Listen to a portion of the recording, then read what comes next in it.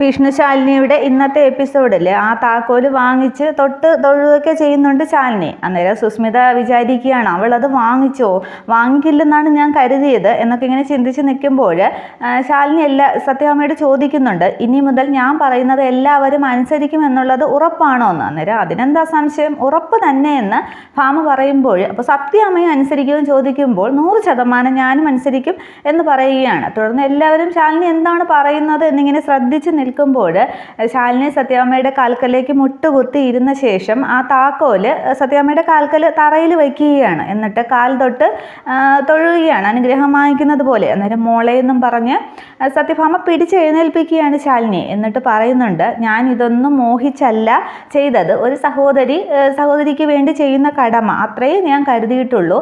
സത്യഭാമയുടെ മരുമകളായിട്ടുമല്ല, ഒരു മകളായിട്ട് തന്നെയാണ് ഞാനിതൊക്കെ ചെയ്തത്. പിന്നെ സത്യഭാമ താക്കോൽ തരുമ്പോൾ അത് നിരസിക്കാനുള്ള ചങ്കുറ്റമൊന്നും ഈ ശാരദാമ്മയുടെ മോൾക്കില്ല, അതുകൊണ്ടാണ് ഞാൻ വാങ്ങിച്ചത് എന്നിങ്ങനെ പറയുകയാണ്. അപ്പോൾ മോളെന്നും പറഞ്ഞ് അങ്ങ് സത്യാമ്മ നിൽക്കുകയാണ്. തുടർന്ന് അത് ശാലിനി അങ്ങനെ പറയുമ്പോൾ വിഷ്ണുവിനും ശാരദാമ്മയ്ക്കും പ്രീതിക്കും അർജുനും ഒക്കെ സന്തോഷമാവുകയാണ്.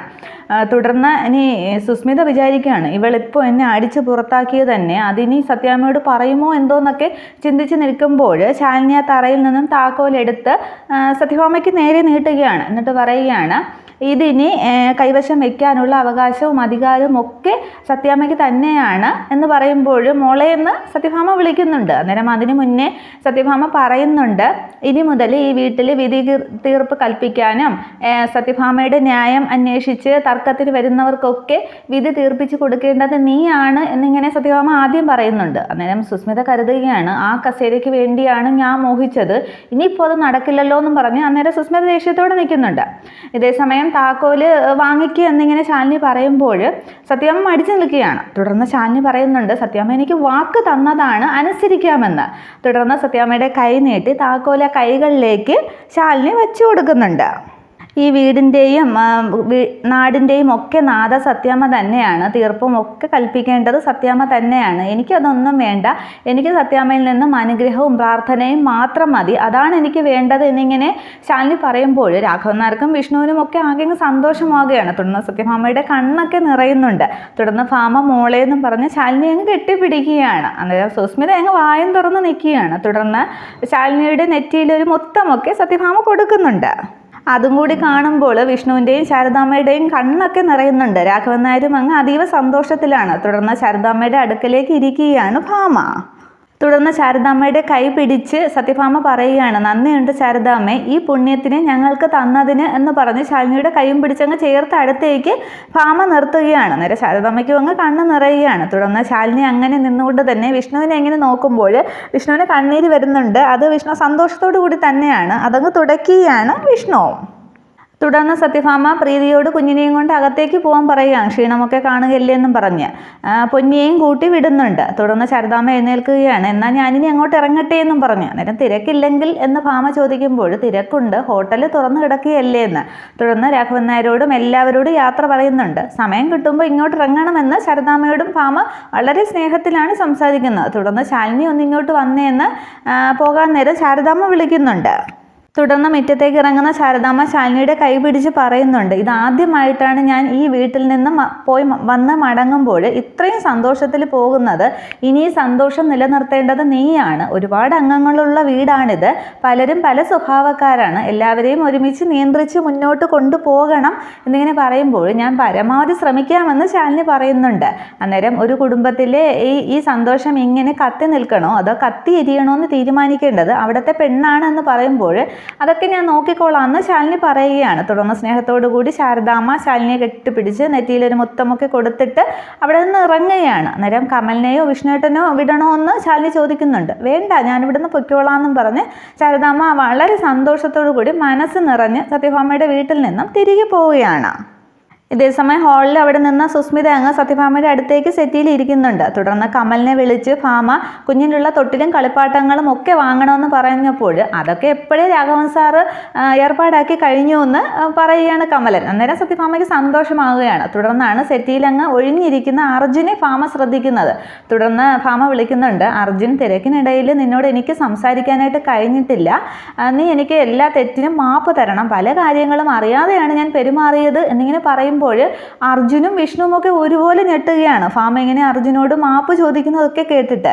തുടർന്ന് ആകെ ഞെട്ടി നിൽക്കുന്ന അർജുൻ പെട്ടെന്ന് സംസാരിക്കുന്നുണ്ട്. അതൊന്നും കാര്യമായിട്ട് എടുത്തിട്ടില്ല. പല സന്ദർഭങ്ങളിൽ ഞാനും സത്യാമ്മയോട് ദേഷ്യപ്പെട്ട് സംസാരിച്ചിട്ടില്ലേ, അതിനൊക്കെ ഞാനും മാപ്പ് ചോദിക്കുന്നു എന്ന് അവർ തങ്ങളിൽ ഇങ്ങനെ പറഞ്ഞുകൊണ്ട് നിൽക്കുമ്പോൾ രാഘവൻ നായർ വിഷയം അവസാനിപ്പിക്കാനായിട്ട് പറയുന്നുണ്ട്, അതൊക്കെ കഴിഞ്ഞ കഥയല്ലേ, ഇനി അതിനെക്കുറിച്ചൊന്നും സംസാരിക്കണ്ടെന്ന്. അന്നേരം തുടർന്ന് അവരെല്ലാവരും അങ്ങ് ചിരിച്ച് സന്തോഷിച്ചിരിക്കുകയാണ്. വിഷ്ണുവിനാണ് അതിൽ അതിയായ സന്തോഷം. പക്ഷേ ഇതേസമയം ഇതൊന്നും ഇഷ്ടപ്പെടാതെ ഇരിക്കുകയാണ് സുസ്മിത. തുടർന്ന് അർജുനോട് ഇനി മുതൽ നീയും ഇവിടെ ഉണ്ടാകണം എന്നിങ്ങനെ ഭാമ പറയുമ്പോൾ ഉണ്ടാകും സത്യാമ്മയെന്ന് അർജുന് സമ്മതിക്കുന്നുണ്ട്. അതേസമയം സുസ്മിത പറയുകയാണ്, ആൻറ്റി ഞാനും ഇന്ന് പോകുന്നില്ല എന്ന്. അന്നേരം ഒന്നിങ്ങനെ ഒരു വല്ലാത്ത രീതിയിൽ സത്യാമ്മ അങ്ങ് സമ്മതിക്കുകയാണ്. അന്നേരം രാഘവൻ നായർ ചോദിക്കുകയാണ്, അതെങ്ങനെ ശരിയാവും ഭാമയെ, കുഞ്ഞിനെ കാണാനായിട്ട് ഒരുപാട് പേര് വരുന്നതല്ലേ, അവൾ കൂടി കിടക്കാനായിട്ട് ഇവിടെ എവിടെ മുറി കാണും എന്നിങ്ങനെ ചോദിക്കുമ്പോൾ സുസ്മിത ഇനി പോകണമെന്നിങ്ങനെ ചിന്തിച്ച് നിൽക്കുമ്പോഴാണ് പെട്ടെന്ന് ഭാമ പറയുന്നത്, അവൾ പൊന്നിയുടെ കൂടെ കിടന്നോളുമെന്ന്. അന്നേരം ആകെ ഞെട്ടുകയാണ് സുസ്മിത. പക്ഷേ രാഘവൻ നായരും വിഷ്ണുവും അർജുനും ഒക്കെ ഇങ്ങനെ മുഖം പൊത്തിച്ചിരിക്കുകയാണ് ഭാമയുടെ വർത്തമാനം കേട്ടിട്ട്. അന്നേരം ആൻറ്റി എന്നും പറഞ്ഞ് സുസ്മിത ഇങ്ങനെ അന്തം വിട്ട് ചോദിക്കുമ്പോൾ നീയല്ലേ മോളെ അഡ്ജസ്റ്റ് ചെയ്യേണ്ടത് എന്നിങ്ങനെ ഭാമ അങ്ങ് പറഞ്ഞ് സമാധാനിപ്പിക്കുകയാണ്. തുടർന്ന് സുസ്മിതയുടെ ആ ഭാവം കണ്ടിട്ട് വിഷ്ണുവും അർജുനും ഒക്കെ ചിരി അടക്കാനായിട്ട് ഒരുപാട് പ്രയാസപ്പെടുന്നുണ്ട്. തുടർന്ന് രാത്രിയാവുകയാണ്. അന്നേരം റൂമിലിരിക്കുന്ന അർജുനെ വിഷ്ണു ഫോൺ ചെയ്യുകയാണ്. അന്നേരം വിഷ്ണു എന്ന് പറയുമ്പോൾ ഇയാൾ സാധനം മേടിച്ചിട്ടുണ്ടോ എന്ന് ചോദിക്കുകയാണ്. അന്നേരം അർജുന് ആദ്യം ഒന്നും മനസ്സിലാകുന്നില്ല. അന്നേരം കാര്യം കഴിയുമ്പോൾ കാല് മാറിയാലുണ്ടല്ലോ, ഇയാളെ ഒരു കാര്യം പറഞ്ഞ് ഏൽപ്പിച്ചാൽ അത് വാങ്ങിച്ചില്ലേ എന്നൊക്കെ ചോദിക്കുകയാണ്. അന്നേരം അർജുനൊന്നും മനസ്സിലാകുന്നില്ല. തുടർന്ന് വിഷ്ണു എന്താണെന്ന് കാര്യം പറയുന്ന അർജുൻ പറയുമ്പോൾ, എടോ ഇയാൾക്കറിയാമല്ലോ, കല്യാണം കഴിഞ്ഞെങ്കിലും ഞാൻ ശാലിനിയും 2 കരയിലാണ്, ഇതേവരെ ഞങ്ങൾ ഒരുമിച്ച് കഴിഞ്ഞിട്ടില്ല. ആ മൂടൊന്ന് ശരിയാക്കാനായിട്ട് ഇയാൾ ഫസ്റ്റ് നൈറ്റിൻ്റെ കാര്യം ഒന്ന് ശാലിനിയോട് അവതരിപ്പിക്കണം. ഞാൻ അവതരിപ്പിക്കും. പക്ഷേ അതിന് വേണ്ടി ആണ് ഒരു നെക്ലേസ് വാങ്ങിക്കാനായിട്ട് ഞാൻ ഇയാളെ ഏൽപ്പിച്ചത്. അത് വാങ്ങിച്ചില്ലേ, ആ സാധനം എടുത്തു വെച്ചു, ഞാൻ വരുന്നു എന്ന് വിഷ്ണു ഇങ്ങനെ പറയുകയാണ്. തുടർന്ന് പക്ഷേ അർജുൻ കാര്യം മറന്നു പോയിരുന്നു, അർജുൻ വാങ്ങിച്ചുമില്ല. അന്നേരമാണ് അർജുന് അത് ഓർമ്മ വരുന്നത്. തുടർന്ന് ഫോൺ വെച്ച വിഷ്ണു, ഇന്ന് ആകെ മൂടൊക്കെ ശരിയാക്കും, എല്ലാത്തിനും ഞാൻ ശരിയാക്കുമെന്നും പറഞ്ഞ് ആകെ സന്തോഷത്തിലാണ് അങ്ങ് വിഷ്ണു. ഇതേസമയം അർജുൻ കരുതുകയാണ്, ഞാൻ നെക്ലേസ് വാങ്ങിക്കാൻ തിരക്കിനിടയിൽ മറന്നു പോയല്ലോ, ഇനിയിപ്പോൾ കാര്യം കഴിഞ്ഞിട്ട് കാല് മാറിയെന്ന് വിഷ്ണു വിചാരിക്കുകയും ചെയ്യും. ഞാനൊരു വാക്കിന് വിലയില്ലാത്തവനാണെന്ന് അവൻ കരുതുകയും ചെയ്യും. ഇപ്പോൾ എന്താ ചെയ്യുക എന്നും പറഞ്ഞ് അർജുൻ ഇങ്ങനെ ആലോചിച്ചുകൊണ്ടിരിക്കുമ്പോഴാണ് ആ മേശപ്പുറത്ത് ടീപ്പോയിൽ 2 ഓറിയോ ബിസ്ക്കറ്റ് വെച്ചിരിക്കുന്ന ബിസ്ക്കറ്റിൻ്റെ കവർ ഇരിക്കുകയാണ്. ഇനിയിപ്പോൾ അത് പരസ്യമാണോ എന്തോ അതറിയില്ല. തുടർന്ന് എന്ത് ചെയ്യുമെന്ന് ഇങ്ങനെ ആലോചിക്കുമ്പോൾ ആ ബിസ്ക്കറ്റ് ഇങ്ങനെ വിഷ്ണു എടുക്കുകയാണ്. അന്നേരം സ്റ്റേ വിത്ത് ഓറിയോ എന്ന് അതിൽ എഴുതിയിട്ടുണ്ട്, QR കോഡും ഉണ്ട്. തുടർന്ന് QR കോഡ് സ്കാൻ ചെയ്ത് നോക്കാമെന്നും പറഞ്ഞ് അർജുന QR കോഡ് സ്കാൻ ചെയ്യുമ്പോൾ ഫ്രണ്ടിനോട് എന്താണ് പറയാനുള്ളത് എന്നുള്ള ഓപ്ഷനാണ് സ്കാൻ ചെയ്യുമ്പോൾ വരുന്നത്. അന്നേരം ഞാൻ കടയിൽ നിന്നും നെക്ലേസ് എടുക്കാൻ മറന്നു പോയി എന്ന് ഫ്രണ്ടിനോട് എങ്ങനെ പറയും എന്നിങ്ങനെ ഇംഗ്ലീഷിൽ അർജുൻ ടൈപ്പ് ചെയ്യുന്നുണ്ട്. അതിങ്ങനെ അതിൻ്റെ റിസൾട്ട് വരാനായിട്ട് കാത്തിരിക്കുമ്പോൾ തന്നെ വിഷ്ണു, അളിയ നെക്ലേസ് എവിടെയെന്നും പറഞ്ഞ് ഓടി വരികയാണ്. എവിടെ എടുക്കുമെന്നും പറഞ്ഞ് വിഷ്ണു ഇങ്ങനെ വെപ്രാളം കൂട്ടുമ്പോൾ അത് വിഷ്ണു, എനിക്കൊരു കാര്യം പറയാനുണ്ട്, ഇത് കേട്ടേ എന്നും പറഞ്ഞ് ആ ഫോണിലെ ബാക്കി സ്പീക്കർ ഓണാക്കുകയാണ്. അന്നേരം ഫ്രണ്ടിൽ നിന്നും നെക്ലേസ് എടുക്കാൻ മറന്നുപോയി, സോറി എന്നുള്ളത് ഇംഗ്ലീഷിൽ പറയുകയാണ്. വിഷ്ണു ആദ്യം ഒന്ന് ഞെട്ടി നിൽക്കുന്നുണ്ട്. പക്ഷേ ആ സോറിയൊക്കെ കേൾക്കുമ്പോൾ വിഷ്ണുവിന് കാര്യം മനസ്സിലാവുകയാണ്. തുടർന്ന് എന്താണെന്ന് മനസ്സിലായോ എന്ന് വിഷ്ണു ഇങ്ങനെ ചോദിക്കുകയാണ്. അന്നേരം നെക്ലേസ് എടുക്കാൻ മറന്നുപോയി എന്നല്ലേ, ഇത്ര ഇംഗ്ലീഷൊക്കെ എനിക്ക് മനസ്സിലാവും, വിഷ്ണുവിൻ്റെയും ശാലിനിയുടെയും പ്രണയത്തിന് ഇതൊന്നും ഒരു തടസ്സമാവില്ല, സാരമില്ല എന്നും പറഞ്ഞ് അർജുൻ്റെ കോളറൊക്കെ ഷർട്ടിൻ്റെ കോളറൊക്കെ ഇങ്ങനെ പിടിച്ച് നേരെയാക്കി കൊടുക്കുന്നുണ്ട്. അന്നേരം എന്നിട്ട് വിഷ്ണു, ഞാൻ എൻ്റെ വഴി നോക്കാമെന്നും പറഞ്ഞ് പോകാൻ തുടങ്ങുമ്പോൾ വിഷ്ണു എന്ന് വിളിച്ചിട്ട് ആ ഓറിയോ ബിസ്ക്കറ്റിൽ നിന്ന് ഒരെണ്ണം എടുത്ത് വിഷ്ണുവിൻ്റെ വായിലേക്ക് വെച്ച് കൊടുക്കാൻ പോവുകയാണ്. എന്നോട് പിണക്കമില്ലെങ്കിൽ ഇത് കഴിച്ച് സ്നേഹത്തോടെ മൂഡ് മാറാനായിട്ട് ഇതൊന്ന് കഴിക്കാമെന്നും പറഞ്ഞ് വിഷ്ണുവിൻ്റെ വായിൽ വെച്ച് കൊടുക്കുകയാണ്. തുടർന്ന് തുടർന്ന് ഇത് താൻ തന്നെ കഴിച്ചാൽ മതി എന്നും പറഞ്ഞ് അതങ്ങ് അർജുൻ്റെ വായിലേക്ക് വിഷ്ണു തിരികെ കയറ്റുകയാണ്. തുടർന്ന് എന്നിട്ട് പിണക്കമൊന്നും ഇല്ല എന്ന് വിഷ്ണു പറയുന്നുണ്ട്. അന്നേരം അർജുൻ പറയുകയാണ്, എങ്കിൽ പിണക്കം ഒന്നും എന്നോട് പിണക്കമൊന്നും ഇല്ല എങ്കിൽ ഇതിൽ നിന്ന് സ്നേഹത്തോടു കൂടി ഒരു ബിസ്ക്കറ്റ് എടുത്ത് എൻ്റെ വായിൽ വെച്ച് തരാൻ പറയുകയാണ്. തുടർന്ന് വിഷ്ണു അങ്ങ് സന്തോഷത്തോടു കൂടി ചിരിച്ച് ഒരു ബിസ്ക്കറ്റ് എടുത്ത് അർജുൻ്റെ വായിലേക്ക് വെച്ച് കൊടുക്കുന്നുണ്ട്. സാരമില്ല, ഞാൻ ശരിയാക്കിക്കോളാം, നമ്മുടെ വഴി നമ്മൾ തന്നെ നോക്കണ്ടേന്നും പറഞ്ഞ് അങ്ങ് ചിരിച്ച് വിഷ്ണു അങ്ങ് പോവുകയാണ്. ബിസ്ക്കറ്റ് കഴിച്ചിരുന്നോന്നൊക്കെ പോകുമ്പോൾ വിഷ്ണു വിളിച്ചു പറയുകയാണ്. അന്നേരം പാവം ഈ തടിയേ ഉള്ളൂ, ഇനിയിപ്പോൾ ഫസ്റ്റ് നൈറ്റിൻ്റെ കാര്യം പറയാനായിട്ട് ഈ വിഷ്ണുവിന് ശാലിനിയോട് പറയാനായിട്ട് എന്നാണ് ധൈര്യം ഉണ്ടാവുക എന്നൊക്കെ ചിന്തിച്ച് അർജുനൻ നിൽക്കുന്നുണ്ട്.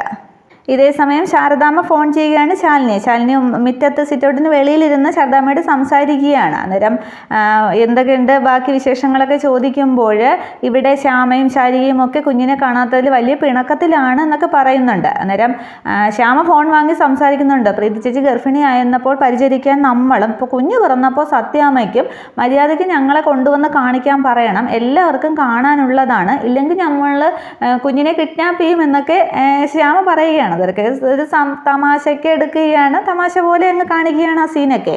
അന്നേരം ശാരികയും ഫോൺ വാങ്ങിച്ച് പറയുന്നുണ്ട്, ഇങ്ങോട്ട് കൊണ്ടുവരണം, ഞങ്ങൾ അങ്ങോട്ട് വന്ന് കാണില്ല എന്നൊക്കെ ശാരികയും ഫോൺ വാങ്ങി സംസാരിക്കുകയാണ്. തുടർന്ന് പ്രീതിയോട് പറഞ്ഞോളൂ എന്ന് ശാലിനി ഇങ്ങനെ പറയുകയാണ്. അങ്ങനെ ശ്യാമ പറയുന്നുണ്ട്, ഞാനും വിളിച്ച് പറയും ഇങ്ങോട്ട് കൊണ്ടുവന്നാലേ ഞങ്ങൾ കാണുള്ളൂ എന്ന്. അങ്ങനെ അവർ സംസാരിച്ചുകൊണ്ടിരിക്കുമ്പോൾ വിഷ്ണു ശാലിനിയെ തിരക്കി പുറത്തേക്ക് വരുന്നുണ്ട്. അന്നേരം ശാലിനി ഇങ്ങനെ സ്നേഹത്തോടെയും കൊഞ്ചിയും കൊഴിഞ്ഞും അങ്ങനെയൊക്കെ സംസാരിക്കുന്ന ശാലിനിയുടെ മുഖഭാവമൊക്കെ കണ്ടിട്ട് ദൂരെ നിന്ന് വിഷ്ണു അങ്ങ് സ്നേഹത്തോടെ ശാലിനിയെ പുറകിൽ നിന്ന് നോക്കിക്കൊണ്ടിരിക്കുകയാണ്. തുടർന്ന് ശാരദാമ്മ ഫോൺ വാങ്ങിച്ചിട്ട് ശാലിനിയോട് പറയുന്നുണ്ട്, പ്രീതിയോട് കുഞ്ഞിനെ ഒന്ന് ഇങ്ങോട്ട് കൊണ്ടുവരാൻ പറയണേന്ന്. അന്നേരം ഉറപ്പായും പറയാം അമ്മേ, പ്രീതിയും കുഞ്ഞും ഒക്കെ ജീവിച്ചിരിക്കുന്നത് ഇപ്പോൾ അമ്മ കാരണമല്ലേ എന്ന് ശാലിനി പറയുമ്പോൾ അതിൻ്റെ ഒന്നും അവകാശത്തിലല്ല, എനിക്കൊന്ന് കാണാനായിട്ടാണ്, കണ്ടിട്ടും കൊതി തീരുന്നില്ല എന്നൊക്കെ പറഞ്ഞ് കുഞ്ഞിൻ്റെ വിശേഷങ്ങളൊക്കെ സംസാരിച്ച് അവർ ഫോൺ വയ്ക്കുന്നുണ്ട്. അതിനുശേഷം ശാരദാമ്മ രണ്ടുപേരോടും പിണങ്ങിയിരിക്കുകയാണ്, ശാരികയും ശ്യാമയും കൂടി കുഞ്ഞിനെ കാണാത്ത വിഷമത്തിൽ. അന്നേരം രണ്ടുപേരും വിഷമിക്കേണ്ട, ഇങ്ങോട്ട് കൊണ്ടുവരും എന്നിങ്ങനെ പറയുമ്പോൾ അവർ സന്തോഷം ചിരിക്കുകയാണ്. തുടർന്ന് പിറകിൽ നിൽക്കുന്ന വിഷ്ണു ഇങ്ങനെ ചുറ്റും കണ്ണോടിച്ച് നോക്കുകയാണ്. അന്നേരം തന്നെ ശാലിനി പെട്ടെന്ന് തിരിയുന്നുണ്ട്. തുടർന്ന് തൻ്റെ കൈകളിൽ വിഷ്ണു ഇങ്ങനെ ശാലിനിയെ പൊക്കിയെടുക്കുകയാണ്. പൊക്കിയെടുത്ത് അങ്ങ് വട്ടം കറക്കുന്നുണ്ട്. അന്നേരം വിഷ്ണു ഏട്ടാ വീട് ആരെങ്കിലും കാണും, എനിക്ക് തല ഇറങ്ങുന്നു എന്നൊക്കെ പറഞ്ഞ് കൈയും കാലിട്ട് അടിക്കുകയാണ് ശാലിനി. അന്നേരം ആരും കാണില്ല, സന്തോഷം കൊണ്ടല്ലേ എൻ്റെ ശാലിനി കൊച്ചേ എന്ന് പറയുകയാണ്. അന്നേരം ഞാനിപ്പോൾ തല ഇറങ്ങും, വീഴും എന്നൊക്കെ ശാലിനി പറയുന്നുണ്ട്. അന്നേരം വീഴാതിരിക്കാനല്ലേ ഞാൻ പിടിച്ചിരിക്കുന്നത് എന്നൊക്കെ പറഞ്ഞ് 2-3 പ്രാവശ്യം വട്ടം കറക്കുകയാണ്. എന്നിട്ടിങ്ങനെ ശാലിനിയെ താഴെ നിർത്തുന്നുണ്ട്. അന്നേരം ശാലിനിക്ക് തല ഇറങ്ങി തലയിലേക്ക് ഇങ്ങനെ പിടിക്കുകയാണ്. എന്നിട്ട് വിഷ്ണുവിൻ്റെ രണ്ട് തോളിലേക്കും കൈകൊണ്ട് ശാലിനി ഇങ്ങനെ പിടിച്ചിട്ടുണ്ട്. അന്നേരം വിഷ്ണു ചിരിച്ച് എന്തെങ്കിലും പ്രശ്നമുണ്ടോ എന്നിങ്ങനെ ചോദിക്കുമ്പോൾ പിന്നെ പ്രശ്നം എന്നും പറഞ്ഞ് വിഷ്ണു ഇങ്ങനെ ഒരു തള്ളിയിട്ട് ശാലിനി അവിടേക്ക് ഇരിക്കുന്നുണ്ട്. തുടർന്ന് എന്താ ഇത്ര വലിയ സന്തോഷം എന്ന് ശാലിനി ചോദിക്കുകയാണ്. പിന്നെ സന്തോഷമല്ലാതെ അഭിനന്ദനത്തിൻ്റെ പ്രശംസയിൽ ഇങ്ങനെ മഴ നനഞ്ഞ് നിൽക്കുകയായിരുന്നില്ലേ ഇയാൾ. യാജന്മ ശത്രുവായിട്ട് പ്രഖ്യാപിച്ച സത്യഭാമ പോലും ഇയാളെ അംഗീകരിച്ചിരുന്നില്ലേ. അപ്പോൾ അതിൻ്റെ ഒരു സന്തോഷത്തിലാണ് ഞാൻ എന്ന് പറഞ്ഞ് ശാലിനിയുടെ അടുത്തേക്ക് ഇരുന്ന് ഇങ്ങനെ തോളുകൊണ്ട് ശാലിനി ഇങ്ങനെ ആടി തട്ടുകയാണ് വിഷ്ണു.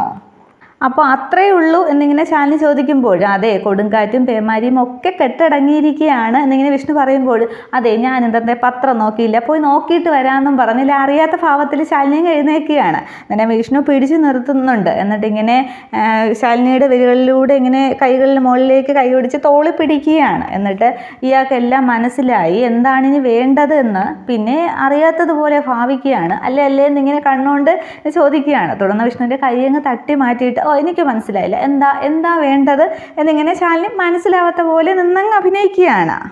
തുടർന്ന് ശാലിനിയുടെ കളിയൊക്കെ കണ്ടിട്ട് വിഷ്ണു മുണ്ടൊക്കെ മടക്കിയും കുത്തുകയാണ്. എന്നിട്ട് പറയുകയാണ്, പലതവണ ഞാൻ പറഞ്ഞിട്ടും മനസ്സിലായില്ലെങ്കിലേ കാണിച്ചു തരാമെന്നും പറഞ്ഞ് രണ്ടും കൽപ്പിച്ച് ഇങ്ങനെ ശാലിനിയുടെ അടുത്തേക്ക് ചെല്ലുകയാണ്. അന്നേരം ശാലിനി പുറകോട്ട് മാറുന്നുണ്ട്. വിഷ്ണു ഏട്ടാ വേണ്ട, പുറത്ത് നിൽക്കുകയാണ് എന്നൊക്കെ ശാലിനി ചുറ്റും നോക്കി പറയുന്നുണ്ട്. അതിനെന്നും പറഞ്ഞ് വിഷ്ണു ശാലിനിയുടെ അടുത്തേക്ക് ചെല്ലുകയാണ്. തുടർന്ന് തൂണിൽ തട്ടി ശാലിനി ഇങ്ങനെ നിൽക്കുകയാണ്. എന്നിട്ട് ഉമ്മ വയ്ക്കാനായിട്ട് ശാലിനിയുടെ മുഖത്തിനടുത്തേക്ക് വിഷ്ണു ഇങ്ങനെ മുഖം കൊണ്ട് ചെല്ലുകയാണ്. അന്നേരം ശാലിനി ശാലിനി വിഷ്ണുവിൻ്റെ മുഖം തൻ്റെ കവലിനടുത്തേക്ക് എത്തുമ്പോൾ ശാലിനി പെട്ടെന്ന് ഇങ്ങനെ വിഷ്ണുവിനെ തള്ളുകയാണ്. ഒരു കൈ അകലത്തിൽ ഇങ്ങനെ തള്ളി പിടിച്ചിരിക്കുകയാണ്. പക്ഷെ വിഷ്ണു മാറിയിട്ടില്ല. തുടർന്ന് അവർ കണ്ണിൽ ഇങ്ങനെ കുറേ നേരം നോക്കി നിൽക്കുകയാണ്. അന്നേരം ആ തള്ളിപ്പിടിച്ചിരിക്കുന്ന ശാലിനിയുടെ കൈ തന്നെ നെഞ്ചിലിരിക്കുന്ന കൈയിലേക്ക് വിഷ്ണു ഇങ്ങനെ കൈ വയ്ക്കുന്നുണ്ട്. എന്നിട്ട് അത് ചേർത്ത് പിടിച്ചിട്ട് വീണ്ടും ശാലിനിയുടെ അടുത്തേക്ക് ചെല്ലുകയാണ്. അത്രയും ആകുമ്പോഴേക്കും എപ്പിസോഡ് അവസാനിക്കുകയാണ്. ഇനിയിപ്പോൾ ആരെങ്കിലും വരുമോ, എന്തെങ്കിലും സംഭവിക്കുമോ എന്നുള്ളതൊക്കെ നമുക്ക് അടുത്ത എപ്പിസോഡിൽ കാണാം. Thank you.